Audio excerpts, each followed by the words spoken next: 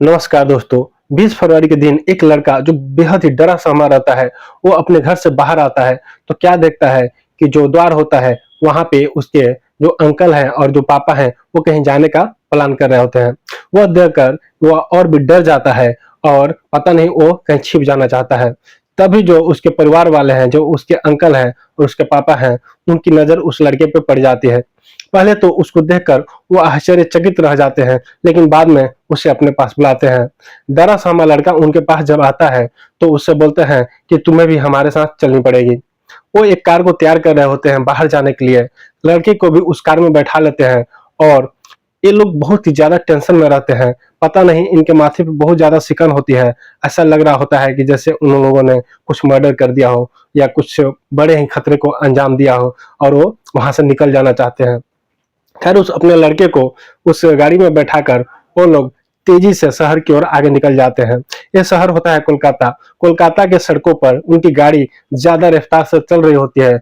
इसी रफ्तार के कहर में उनकी गाड़ी का एक्सीडेंट किसी दूसरी गाड़ी से हो जाता है और एक्सीडेंट इतना भयानक होता है कि उसमें गाड़ी के परखच्चे उड़ जाते हैं। इस केस की सूचना जैसे ही पुलिस को मिलती है, पुलिस तत्परता दिखाते हुए वहां मौके बगदाद पे पहुंचती है, जहां पे देखती है कि गाड़ी के परखच्चे उड़े हैं और जो 3 लोग हैं वो बेहद ही बहुत ही बुरी तरह जख्मी पड़े हुए हैं। खैर उनको अस्पताल भर्ती कराया जाता है और अस्पताल भर्ती कराने के बाद एक जो लड़का होता है जो 14 साल का होता है, उसके हालत में सुधार आते हैं, जिससे कि उसको बाल बाल अधिकार संरक्षण विभाग जो कोलकाता का है उसमें रखा जाता है। जब लड़के की तबीयत में सुधार आ जाती है तो जो बाल अधिकार संरक्षण विभाग के मुख्य अनन्या चक्रवर्ती चटर्जी हैं, उस लड़के से उसका बयान लेती हैं।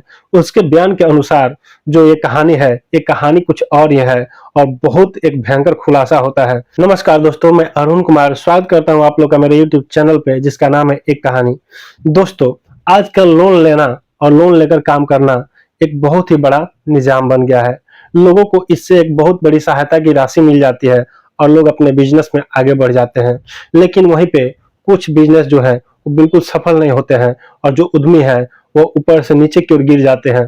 दोस्तों, कोलकाता के तांगरा में स्थित इस परिवार का भी एक चमड़े का बिजनेस था। इस चमड़े के बिजनेस से उन लोगों ने बड़े बड़े अरमान सजाए थे और उनके अरमान पूरे भी हुए थे।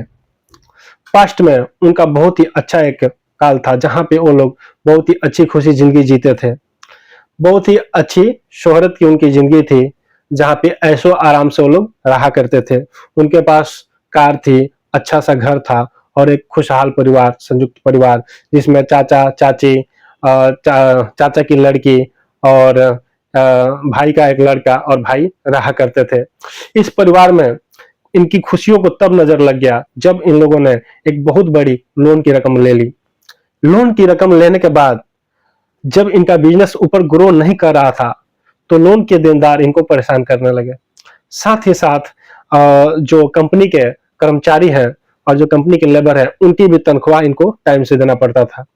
खैर बिजनेस में इतना लॉस हो गया कि अब इनकी सूझ बूझ काम करने नहीं बन रही थी। अब ऐसा होता है कि ये लोग एक ऐसा प्लान कर डालते हैं जिसे सुनकर बिल्कुल आदमी हैरत में पड़ जाएगा कि आखिर ऐसा प्लान क्यों।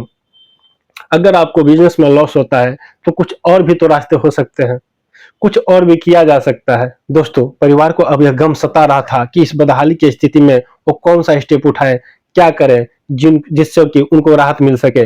लेकिन इस स्थिति में राहत मिलने के लिए वो लोग ऐसा कदम उठाते हैं जिससे कि उनकी जो स्थिति है वो और खराब होने वाली थी। क्योंकि पर्णा डे और उसका भाई जो होता है प्रभु डे, वो लोग एक प्लान बनाते हैं। उस प्लान के अनुसार अपनी ही पूरी फैमिली को मार डालना चाहते हैं और इसके लिए वो पूरी फैमिली को तैयार करते हैं और उनको समझाते हैं कि सबको जहर खानी होगी और अपनी जान देनी होगी, तभी हम इस लोन के चक्रव्यूह से निकल सकते हैं। प्लान के अनुसार खाने की दलिया में वो लोग नींद की गोली मिलाते हैं, जिससे कि जो घर वाले हैं वो एक ऐसी मुद्रा में चली जाए जहां पे उनके साथ कुछ भी हो तो उनको पता ना चले। यह दलिया जो है वो घर की जो औरतें होती है, सुदेशना डे, रोमी डे, वो सभी खा लेते हैं। वहीं पे जो लड़के के चाचा की लड़की है वो उस दलिया को नहीं खाती है, जिससे कि वो लोग काफी गुस्सा हो जाते हैं और उसकी जमकर पिटाई कर देते हैं। पिटाई इतना करते हैं कि एक जो ऑटोप्सी रिपोर्ट आया है उसके अनुसार उसके सीने पे, उसके माथे पे और उसके शरीर पे गहरे चोट के निशान हैं। सोचिए कि कैसे उसकी पिटाई हुई होगी जिससे कि उस लड़की की मौत हो जाती है। वहीं पे जब ये लोग नींद में सो जाते हैं तो वो लोग क्या करते हैं कि बारी-बारी करके इन औरतों का नस काट देते हैं। जब इनकी नसें कट जाती है और उसके बाद ये लोग क्या करते हैं कि इनका गला भी काट देते हैं। गला शायद इसलिए काटते हैं ताकि ये कंफर्म हो जाए कि ये लोग बिल्कुल पूरी तरह से मर जाएं। खैर जो लड़का होता है इन सभी चीजों से अनजान होता है, वो अपने बिस्तर पे लेटा होता है।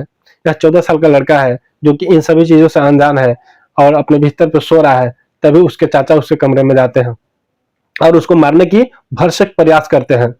लड़के को पता हो जाती है कि ये सबको मार देना चाहते हैं, इसीलिए क्या होता है एक पल के लिए वो खामोश हो जाता है। ऐसा लड़के ने बताया कि वो वहां पे खामोश हो जाता है और क्या करता है कि मरने की एक्टिंग करने लगता है। चाचे को ऐसा लगता है कि लड़का शायद वो एक तकिया होता है उससे उसको दबा के रखता है, उसको लगता है कि लड़का मर गया है, इसलिए वो उसको छोड़ के जाने लगता है और लड़के भी मरने की भरपूर एक्टिंग कर देता है जिससे कि उसको यह पता चल जाता है कि लड़का मर गया, उसकी सांसें बंद हो चुकी है और वो बाहर निकल आता है। बाहर निकलने के बाद वो काफी डर और सहम जाते हैं और उनको लगता है कि वो अपने लिए अब ऐसा कौन सा कदम उठाए जिससे उनकी मृत्यु हो जाए। इसी बीच जो लड़का है वो क्या करता है कि जो मरा नहीं होता है वो अपने चाची के कमरे में जाता है। वहां पे क्या देखता है कि उसकी चाची है मृत अवस्था में पड़ी हुई है और उसके बहुत सारे गर्दन से खून निकल रहे हैं, साथ में ही हाथों से खून निकल गए हैं। वहीं पे उसकी जो चचेरी बहन है वो भी मरी रहती है, साथ में उसकी माता का भी बेरहमी से कत्ल कर दिया गया रहता है। यह देखकर लड़का बेहद ही डर और सहम जाता है। इसके साथ ही वो घर से बाहर निकलता है। जैसे ही घर से बाहर निकलता है तभी उसके चाचा और उसके पापा की नजर उस पर पड़ती है और उसे अपने साथ ले लेते हैं। जब ये साथ लेकर जाते हैं तो रास्ते में जब भयानक हादसा हो जाता है, जिस हादसे के बाद वो दोनों व्यक्ति जो चाचा और पापा हैं वो हॉस्पिटल में हैं कोलकाता के, और जो लड़का है वो बाल अधिकार संरक्षण विभाग में उसको रखा गया है जहां से उसे पूछताछ की जा रही है। खैर ये सभी जो चीजें हुई है ये लड़के के बयान के अनुसार ये सभी चीजें हैं, लेकिन पुलिस आगे भी कार्रवाई कर रही है और उस कार्रवाई के अनुसार जैसे ही उन दोनों को अच्छी तरह होश आ जाता है उनसे पूछताछ करेगी और उनसे पूछताछ करने के बाद ही इस पूरे रहस्य से पूरी तरह से पर्दा उठ पाएगा कि आखिर ऐसा क्या हुआ था जिससे कि इनके घर में ऐसे 3 लोगों को जान से मारना पड़ा और ये लोग कहाँ जा रहे थे और क्यों जा रहे थे। दोस्तों जिंदगी दुखों का पहाड़ है और इस दुखों के पहाड़ में बहुत ही सुगमता से कांटों से छन कर आगे रास्ता बनाना पड़ता है और जो यहाँ पे थक कर हार जाता है, गलत कदम उठा लेता है, उसके लिए और भी ज्यादा मुसीबतें आ जाती है। इसलिए सतर्क और सावधान रहें और यह सोचें कि ये दुख और दर्द कुछ ही दिनों की बात होती है। जब अंधेरा होता है तो सवेरा भी होता है। इसलिए सतर्क और सावधान रहें और एक नए भविष्य की कामना जरूर करें। थैंक यू दोस्तों।